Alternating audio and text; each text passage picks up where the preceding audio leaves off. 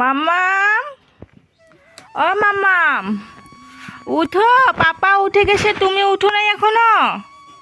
ও মাম্মাম, ও ছোনামা, ও ছোনামা, ও সোনামা, ও মাম্মা, ও মাম্মা, উঠো উঠো উঠো উঠো, পাপা সানু হয়ে গেল, তুমি এখনো ঘুনু দিয়ে উঠলে? ও মাম্মাম, এ মাম্মা, উঠো উঠো, বাবা ছালিয়ে গেল, তা বাজি গেছে, আমার মাম্মা এখনো উঠে নাই গো। উঠো উঠো উঠো উঠো, পাপার সাথে সেই গুনো দিছিলা? হ্যাঁ, বাপ বেটি সেই ঘুনো দিছিলা? 11টা পর্যন্ত ঘুনো দিয়ে উঠলো বাপে, তুমি উঠলা 11:30। হ্যাঁ, আরো 5 মিনিট, আরো 5 মিনিট। উঠো, তেলু মালিশ করতে হবে। হ্যাঁ, তারপরে মুখ ধুতে হবে, ব্রাশ করতে হবে। মাম্মাম, উঠো, দাদা স্কুল থেকে আসার সময় হয়ে গেছে, তোমার ঘুনু ভাঙে না। উরি বাবা, উরি উরি উরি উরে ছোনা মা, ওলে বাবা আমার ছোনা মাতা রে। উঠো উঠো উঠো উঠো উঠো উঠো। হ্যাঁ, উঠো উঠো উঠো, ওলে ওলে ওলে। হ্যাঁ,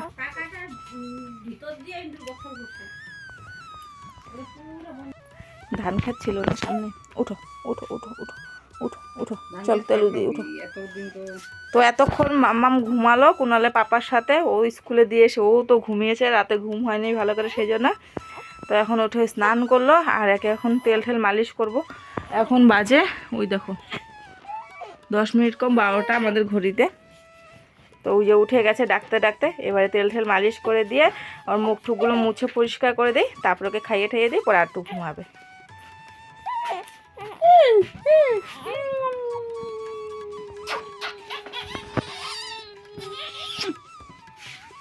মামা মামা মামা মামা, এ রামো কি হইছে? দেখি দেখি দেখি দেখি দেখি।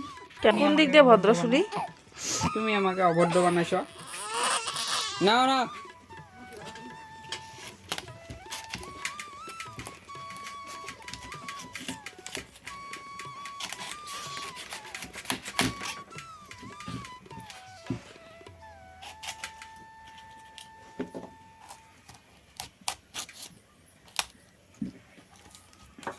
সুপ্রভাত আমার প্রিয় পরিবার, সবাই কেমন আছো? আশা করছি সবাই ভালো আছো, সুস্থ আছো। আমি পূজা, বঙ্গাইগাঁও জেলার ছোট্ট একটি গ্রামের গৃহবধূ, তোমাদের সামনে সুন্দর একটি ব্লগ তুলে ধরার চেষ্টা করছি। আশা করি আজকে ব্লগটা তোমাদের ভালো লাগবে। তো চলো তোমরা আজকে ব্লগটা কন্টিনিউ দেখতে থাকো, আর প্রথম থেকে শেষ পর্যন্ত আমার সাথে থেকো। তো এখানে দেখো বড় বড় ফুলকপি কেটে নিচ্ছি। বড় বড় ফুলকপি বলতে একটা ফুলকপি বড় বড় করে কেটে নিচ্ছি, কারণ এই ফুলকপি দিয়ে আর আলু দিয়ে পনির দিয়ে একটা তরকারি করব। তো সেই জন্য ফুলকপিগুলো বড় বড় করে কেটে নিচ্ছি। মা মা, আজকে যাওয়া লাগবে না, থাক। হ্যাঁ, পিঠ ব্যথা করতেছে বলে কেটে। ও মা, আজকে যাওয়া লাগবে না, থাক। সামনে পুষনা আছে, সামনে রবিবার দিন, আজকে শনিবার না? সামনে আর কই আসা হবো, গেলে তো আর আসা হয় না। থাকা, আজকে যাওয়া লাগবে না।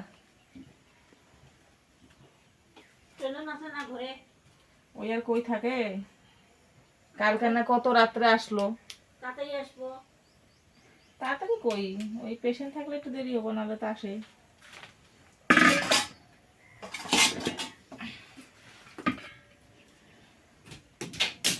ওই তো থাকেই না, যে কিভাবে কি কাম করবো কালকার থেকে, রান্না বাড়ি কেমনি করুন, যাওয়া লাগবে না। তো আজ হলো মা বাড়ি চলে যাবে, সেই জন্য এই যে রান্না বাড়ি ফটাফট করছি। এদিকে পনির এনেছে, পনিরের তরকারি করব। বাবুকে স্কুল থেকে আনার সময় পনির নিয়ে আসলাম, তো পনিরটা খুলিও নেই, একদম সময় নেই হাতে যে পনির করবো। ওদিকে মামাকে ঘুম পাড়ালাম, উঠছে যখন, ও দেখছে আজকে, তো সেই জন্য আমার একটু হেল্প হচ্ছে। তো মা এদিকে যতটুকু পাচ্ছে করে দিবে, যাতে করে পরে যাতে সন্ধ্যার পরে রেস্ট পাই আমি একটু। তো সেই জন্য তো এখন এই যে কফি কেটে নিলাম, একটা কফি নিয়ে আসছিল, সেই কফিটাকে এই যে কেটে নিলাম। কফি দিয়ে আলু দিয়ে পনিরের তরকারি করব। টমেটো এনেছে, টমেটো দেবো না যেহেতু আমি খাবো না। আমি যেটা না খাই ওটা ওদেরকেও খাওয়াই না, আমি ওদেরকেও দিই না। এমনি শুকনো মাছের তরকারি করলে সেটা দিই। তো এখন মা মশলা করবে, মশলা টশলা করে দিয়ে তারপর রান্না করি, পটাপট খেয়ে দিয়ে চলে যাবে মা 3টা 3:30টার গাড়িতে। লঙ্কা, হ্যাঁ লঙ্কা টোপ লাগবে, ওটা দিন। 2টা তরকারি দিত। তো চলো আমি সবজিটা কেটে নিই। ওদিকে ডাল হয়ে গেছে, ডালটা নামিয়ে এটা সেদ্ধ করে নিই, নাহলে গ্যাস হয়ে যাবে।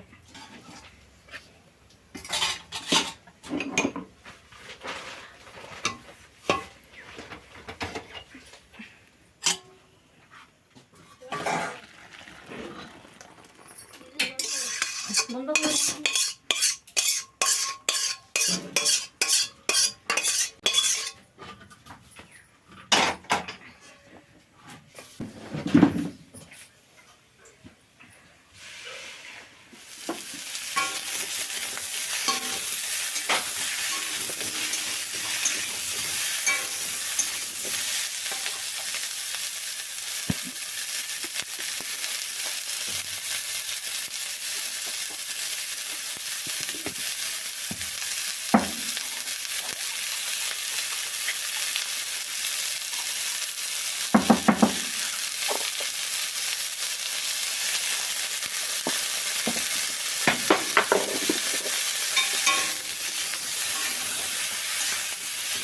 এবারে ফুলকপি তরকারির মধ্যে দিয়ে দিলাম হলুদ আর নুন।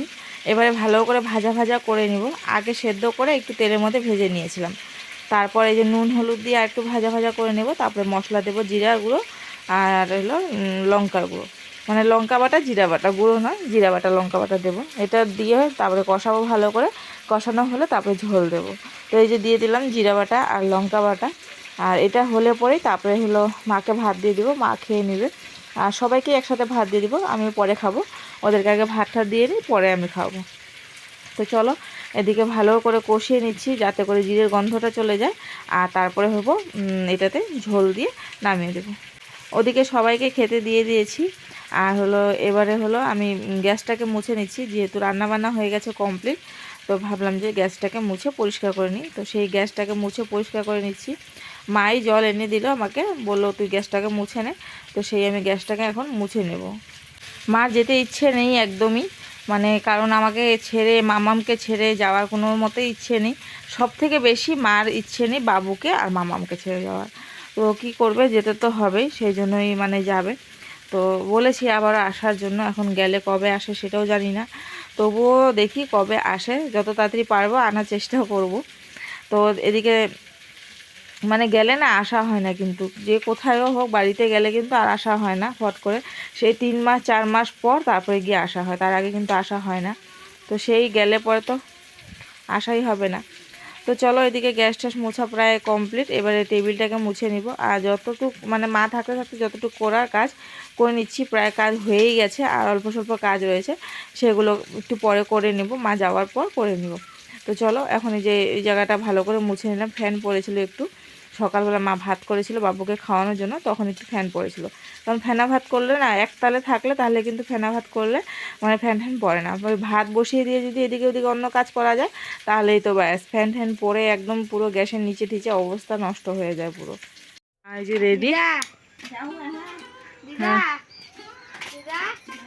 তাড়াতাড়ি চলে আসবে কিন্তু আর जाऊँ मैं, छोले में ख्याल रखिए। जाऊँ मैं, है हाँ। छोला ना मारिए मत, और छोरी ने संभाल कर रखिए, ठीक है।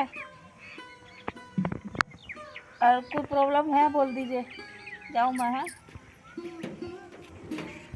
পোকা ফোন কর দিয়ে। हाँ। তো মা চলে গেল, আর খারাপ লাগছে ভীষণ, এতদিন থাকলো তো সেই জন্য ভীষণ খারাপ লাগছে।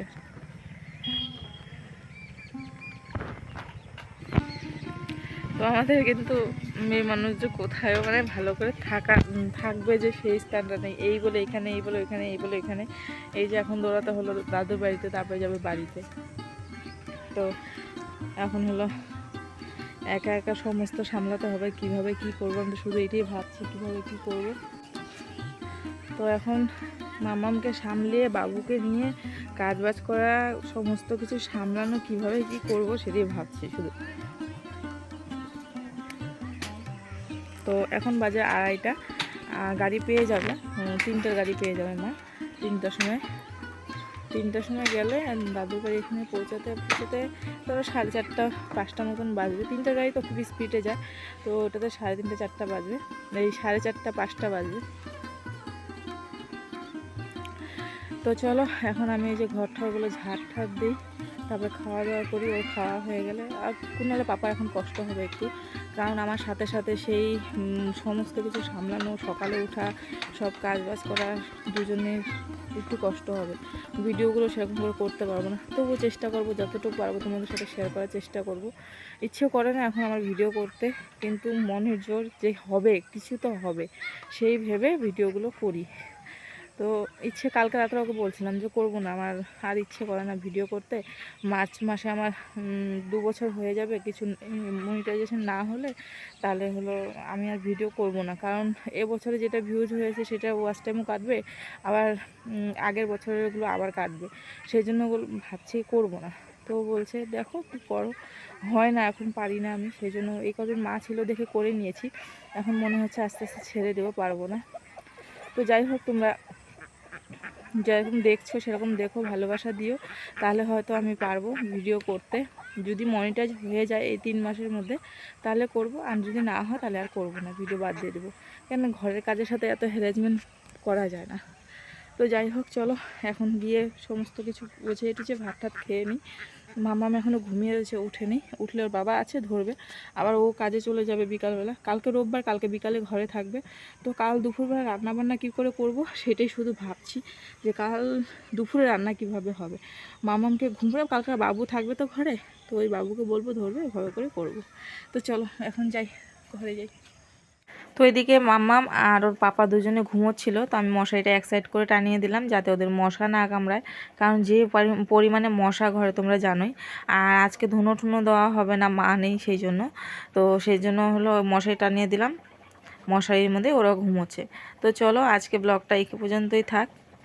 আশা করছি তোমাদের আজকে ব্লগটা ভালো লাগলো। যদি আজকে ব্লগে তোমাদের কিছু একটা জিনিস ভালো লাগে তাহলে তোমরা একটা like, comment, share and subscribe করে বেল আইকনটা ক্লিক করো। আর ভিডিও যখন দেখো প্লিজ দেখার সময় একটা করে লাইক করো, আর তাহলে আমার না নতুন নতুন ভিডিও বানাতে খুব ইচ্ছে করবে, যে না তোমাদের আমার ভিডিওগুলো ভালো লাগছে, তাহলে আমি খুব উৎসাহিত হব তোমাদের জন্য আরও সুন্দর সুন্দর ভিডিও তুলে ধরার। তো একটা লাইক অন্ততপক্ষে করো তোমরা সবাই। তো চলো আজকের জন্য এখানে রাখছি, সবাই ভালো থেকো, সুস্থ থেকো। কাল আবার নতুন সকালে নতুন একটি ব্লগে আবারও দেখা হবে তোমাদের সাথে। সবাই ভালো থেকো, টাটা, বাই বাই।